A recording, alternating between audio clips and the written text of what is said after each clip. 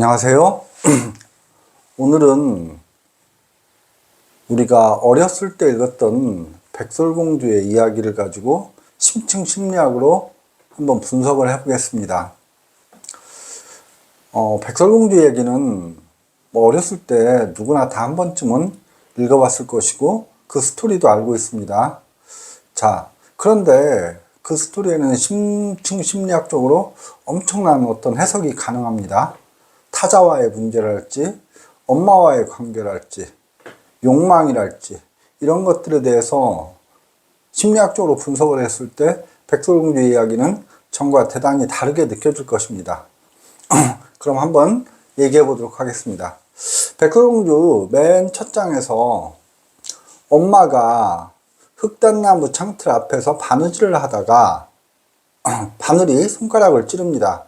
그래서 핏방울이 하얀 눈밭에 떨어집니다. 그때 엄마가 한마디를 합니다.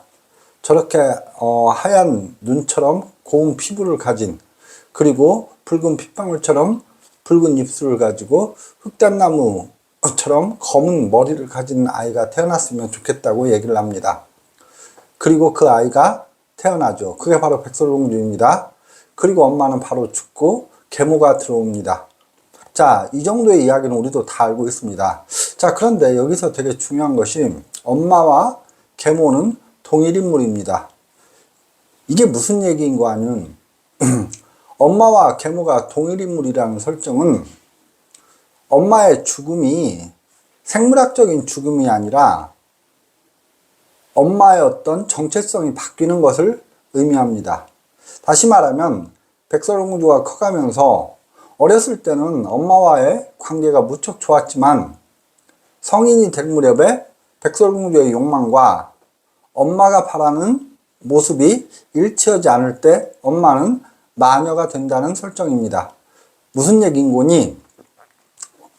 예를 들자면 딸은 문학을 하고 싶은데 엄마는 법률가가 되라고 얘기했을 때 둘 사이에 갈등이 일어나겠죠. 그때 이제 엄마는 딸에게 자신이 바라는 어떤 딸의 모습을 강요하게 됩니다. 그때 엄마는 이제 마녀가 된다는 의미입니다. 그래서 엄마가 딸의 어떤 양육을 모두 책임지고 경제력도 엄마가 가지고 있기 때문에 여기서 권력자는 엄마가 되는 겁니다.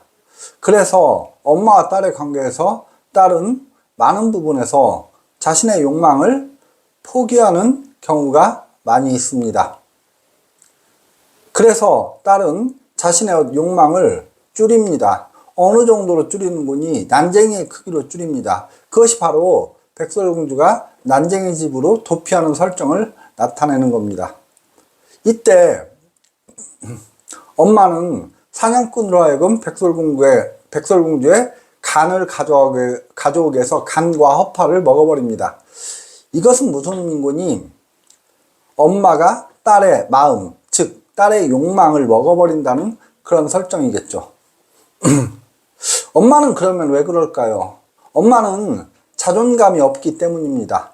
아까 첫 장면으로 돌아가서 엄마가 흑단나무 창틀 앞에서 바느질하는 모습을 한번 생각해 보시고, 다음에 엄마가 거울 앞에서 거울아를 하는 장면을 생각해 보기 바랍니다. 거울과 창문 둘 다 보여짐의 구조입니다. 누가 보느냐의 문제인데 이것이 바로 타자가 보는 그런 구조입니다.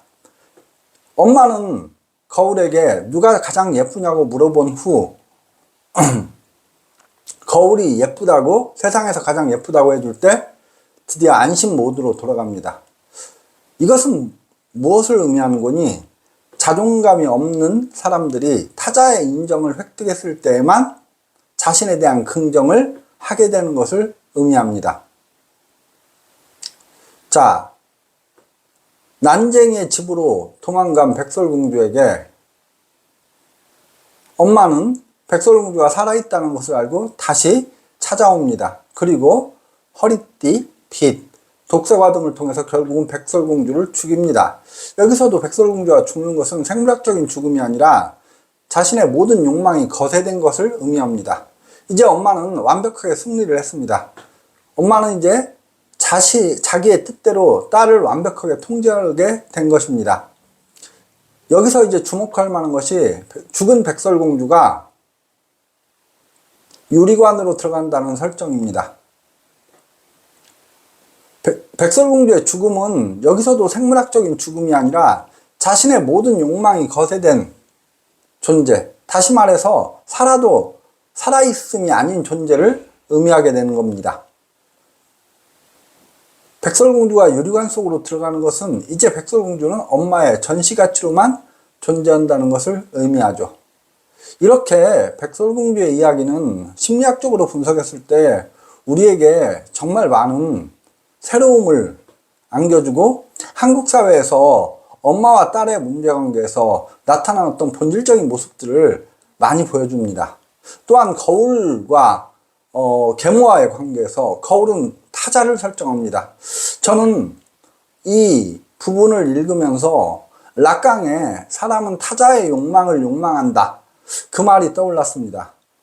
백설공주의 이야기에 나타나는 전통적인 한국 사회에서의 어떤 가족 사이에서 엄마와 딸의 문제뿐만 아니라 주체와 타자와의 문제, 그리고 개인의 어떤 욕망의 문제, 이런 것들이 되게 심리학적으로 정교하게 설계된 이야기라고 할 수 있겠습니다.